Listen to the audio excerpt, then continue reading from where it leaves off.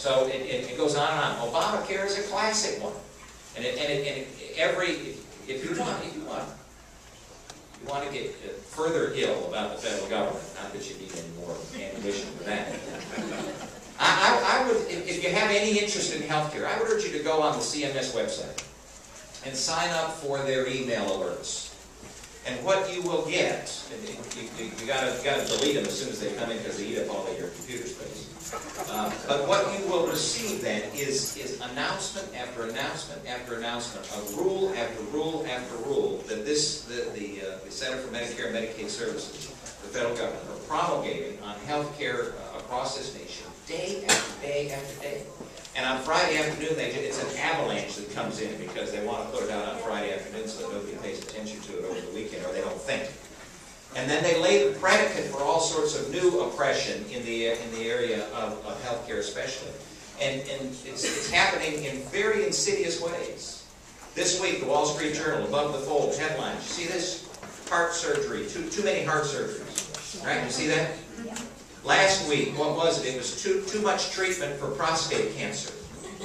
4 weeks ago, too many prescriptions for Avastin, a drug that can cure individuals of a terminal disease.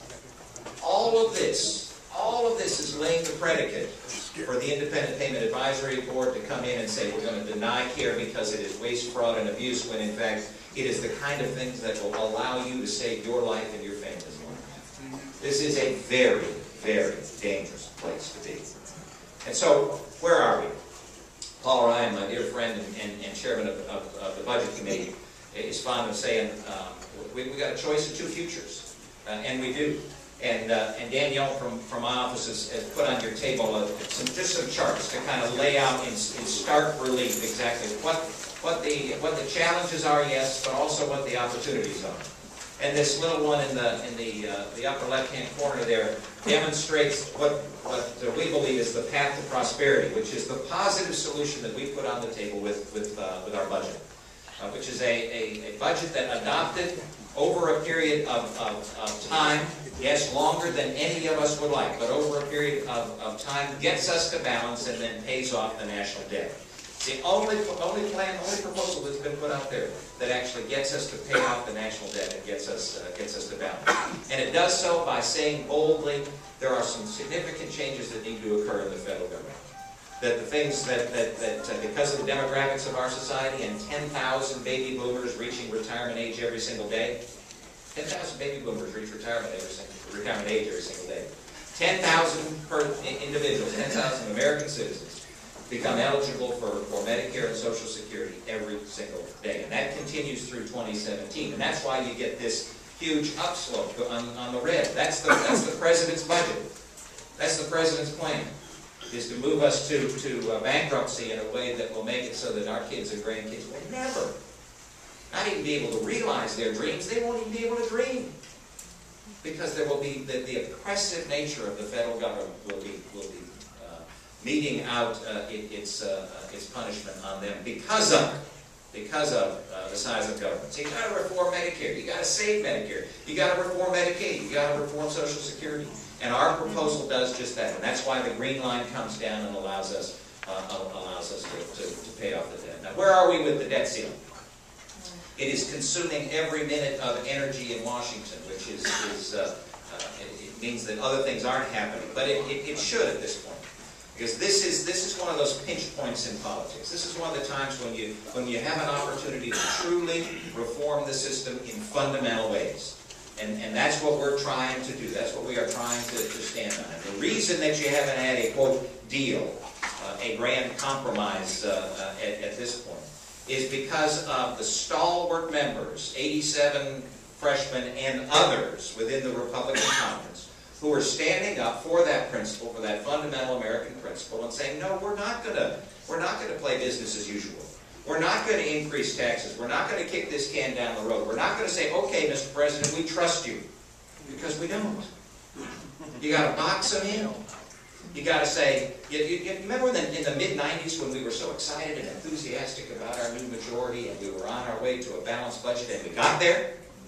If you talk to the principals involved in that process at that time, they will say, yes, we got there, but the one thing that we didn't do that we should have done is to change the way government operates, to change the processes. And that's what we're standing on and fighting for right now. And so, will we vote to increase the debt ceiling without any fundamental change? No. In fact, we brought it up on the floor, and it failed miserably. And it should have. And the intent of that was to send a message to the President, Mr. President, you can't have your way on this one. We're going to have to do things differently. And so what does that mean? It means short-term, mid-term, and long-term solutions, long-term changes to the way that we do business. Short-term is to decrease spending in both FY11 and FY12, fiscal year 12, by huge amounts. This budget, our budget, decreases spending in fiscal year 2012 by $600 billion. $600 billion in real money. In real money. Is it all that I would want? No. Is it all that we hope for? No. But that's what our budget put forward. And if you get on that glide path, you actually get yourself to a balanced budget over a relatively short period of time. That's the short term. Decrease spending in 12, because you can count on that. Midterm is a spending cap.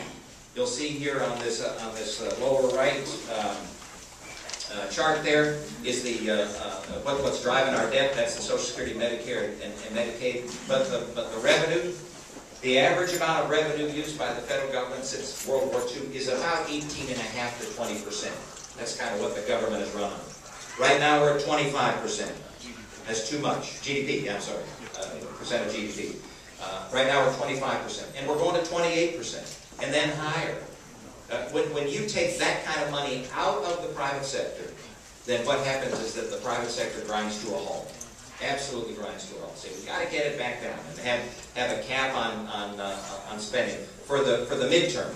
And the reason that you got to do that now is because the long-term solutions don't kick in. And I believe I'm a big fan of the balanced budget amendment, which we're fighting as hard as we can to get in the long term, which means that the government has to do what you have to do in your families and in your businesses, and that is to stay within your means. You ought not be able to spend more than you take in. Now, as you know, that takes time, right? It takes 2/3 vote in the House, a 2/3 vote in the Senate, and then a vote of 3/4 of the states. And so that's going to take time. And that's why you need the midterm solution, right? That's why you need the cap.